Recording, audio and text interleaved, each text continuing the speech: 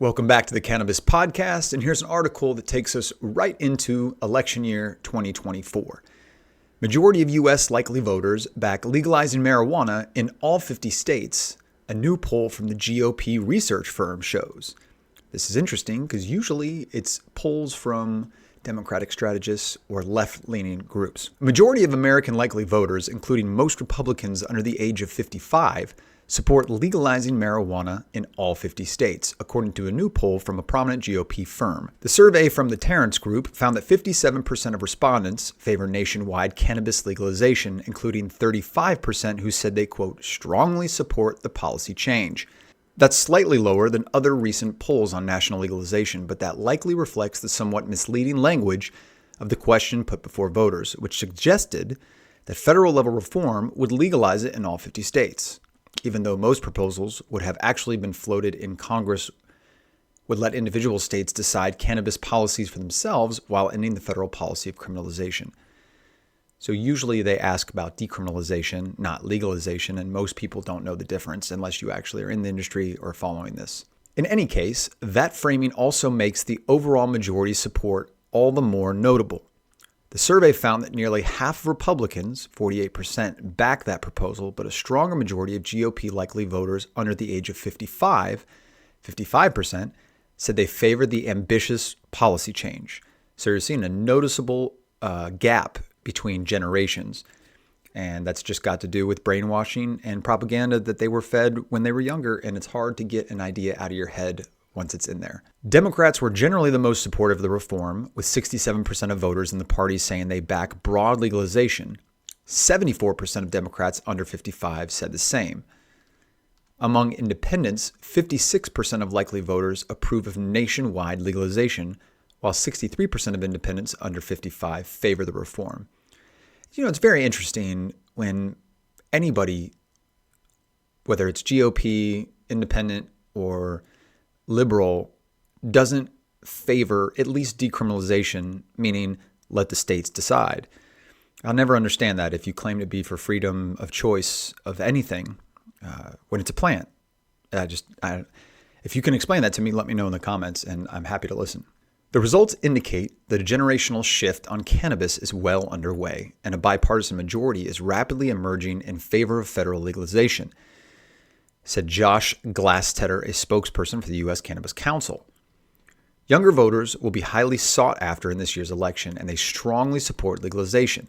Candidates should take note. It's interesting because all the times in history that Obama and Biden have had majorities in the houses and controlled all three levels, state, the House of Representatives, the Senate, and the presidency, they didn't do anything to legalize it, or at least kick it back to the states. And don't let Joe Biden tell you that he did something when he didn't. There was nobody in jail for just possession of marijuana in federal prisons. So don't let them try to trick you. Especially it's nice if they don't do anything. They could just keep campaigning on it and promise you that they're going to do it someday. But whatever.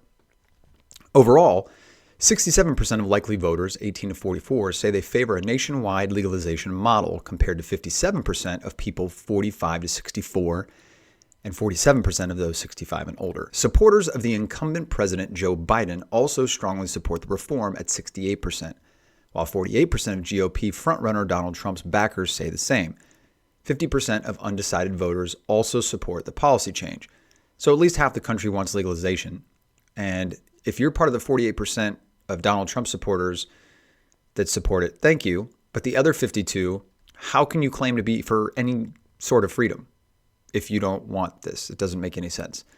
You haven't looked at any of the data about states that legalize cannabis, and teen use drops or stays the same, car accidents drop or stay the same, and drug use drops or stay the same. And actually, alcohol use drops or stays the same.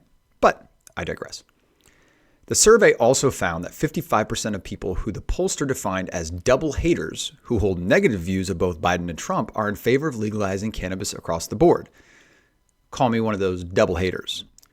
Without the language around legalizing in all 50 states, a Gallup poll from late last year found that support for ending federal marijuana prohibition has reached a record high, no pun intended, Nationally, with 7 in 10 Americans, including a sizable majority of Republicans, Democrats, and Independents, backing the reform. Hear, hear. The new Tarrance poll, meanwhile, involved interviews with 1,000 likely voters from January 3rd to 4th, with a 3.1% point margin of error. This comes on the heels of a separate survey from Lake Research Partners that was commissioned by the Coalition for Cannabis Scheduling Reform, finding that Biden stands to make significant political gains if marijuana is rescheduled under his administrative directive. He'll gain if he does anything productive, let alone cannabis reform. It found that voters' impression of the president jumped a net 11 points after hearing about the implications of the rescheduling review the president initiated, and that includes an 11-point favorability swing among young voters 18 to 25 who will be critical to his re-election bid. The U.S. Department of Health and Human Services has recommended the rescheduling action upon completion of a scientific review last year, but the DEA reserves, quote, final authority in the matter. No, they don't. They're an enforcement agency. Congress makes laws. Can't stress that enough. For what it's worth, about 1/3 of marijuana consumers say that they would go back to the illicit market if cannabis was rescheduled and only made legally available as a FDA-approved prescription drug. You want to talk about going backwards in time. If you legalized it and then put it under the FDA, I have no idea how everybody would feel. That's insane. And you can't do that because Colorado already has its thing. California, Illinois, Michigan, all these other states have their own legalization things. You want to further divide everybody, go ahead and do that. Now in Georgia, pharmacies can prescribe CBD and medical cannabis. Now, if the state decides to do that, that's fine. Leave it up to the state to decide what they want to do. But this mingling in people's lives and rights is really, really pushing everybody over the edge. And cannabis is supposed to bring people together. That's what it does. Naturally, it makes people more empathetic. We covered that. We also covered the scheduling review. Check out those videos and let us know what you think. Are you in favor of legalization? Are you in favor of decriminalization? Rescheduling, descheduling, all the above, none of the above? Let me know. Also, would you go back to the black market if they made it only available through FDA-approved pharmacies? Which blows my mind that that's even an option. But safe to say, the majority of people literally want or don't care if you legalize cannabis. It's over. The war on drugs is over. Drugs won. Okay? So, until next time, stay blessed and don't forget to tip your bud tenders.